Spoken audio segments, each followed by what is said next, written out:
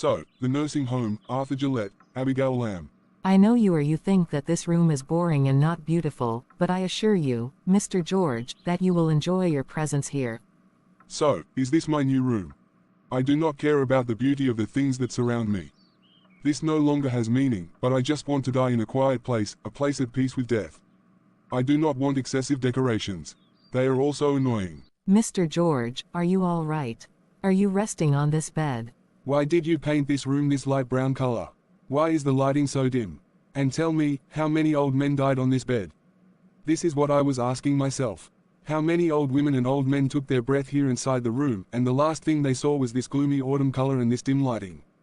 A person, oh Abigail, needs great strength to face his fate, to face death. It must be even more frightening when the last thing that steals his soul steals it under these circumstances. The one who applied the paint does not know that he is applying the last color that the elderly people here will see. The one who placed this bed in this particular corner and put on this dim lighting did not take the trouble to stop for a moment and ask himself whether this view befits a man in the last days of his life. I'm going to close this little curtains, Mr. George Miller Hall. That small window opposite your bed seemed meaningless. Why did you close the curtains? This won't change anything. I'm sorry, Mr. George Miller Hall. I'm just an employee here. I don't know much about decor or what grown-ups need. I know your normal needs for eating, drinking, and hygiene, but I don't know anything else. This is unfortunate. What a person needs most to learn is how to treat others spiritually, not to see them as just a herd. I'm sorry, I have to go. If you don't need anything, I will go to serve others. You can call us if you need anything else. What does he think about himself? If he is a philosopher, he should write down his thoughts and not tell them to me. I am just a simple employee. Abigail, are you talking to yourself? Emily Walter, yes, I'm talking to myself. You are nervous, why? What does this so-called George think about himself?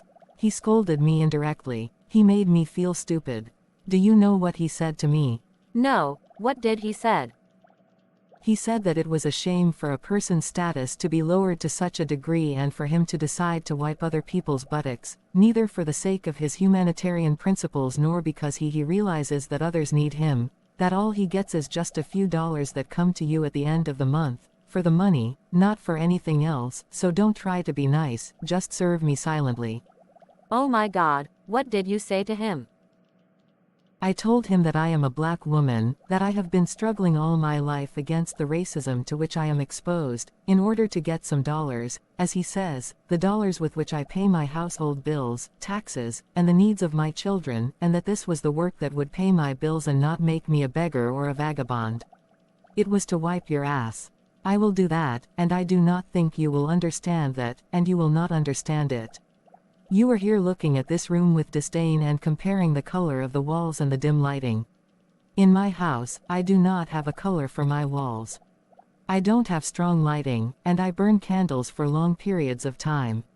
I've struggled all my life just for some hot loaf. You will never understand that, and others are not afraid to die here because they have warm walls. They are afraid to die in the streets or in their huge homes alone. They are afraid of dying alone. But if you ask them about the decor, they will laugh at it. This is what I told him, Emily. I could not control my feelings, and he needed someone to address these words to him. I know that he is a former soldier and that he had a high rank, etc., but we are here in a nursing home and not a barracks, and he must respect that. I fight all day to come, to leave my house and leave my children and dogs, and I come here and spend all day just serving them. They must learn to respect us as we respect them. Abigail, Abigail, Abigail, I want to relieve myself. Oh my God, he's calling me. I will not go to him. Serve him. Don't you have old experience here? You know how to deal with these new people. It's okay, I will serve him. Hello, Mr. George, I'm Emily Walter, and I used to work here. For more than 15 years. Are you going to take me to piss, or are you going to continue telling me about your CV? Okay, I'll take you. This is the best thing I did all day. That's good, at least there's still something about you that feels good. I don't like the dark at all. Open the curtains. Well, now I've opened the curtains for you. If you need anything else, you can ask me. Where is the black woman? Excuse me, do you mean Mrs. Abigail? Yes, she surrendered from now on. I thought she was strong and fighting and that she was fighting the whole world as she told me. Did she surrender in the face of simple words from me so easily? We are all here the same person doing the same tasks. If you need something, we are all here at your service. Yes. Why are you smiling this fake smile? I feel that you are a woman twisted like a snake. I preferred Abigail, a woman whose heart was filled with anger and who was easily provoked in my face. I need a woman who did not know how to hide her feelings and tears, not you boring, cold woman.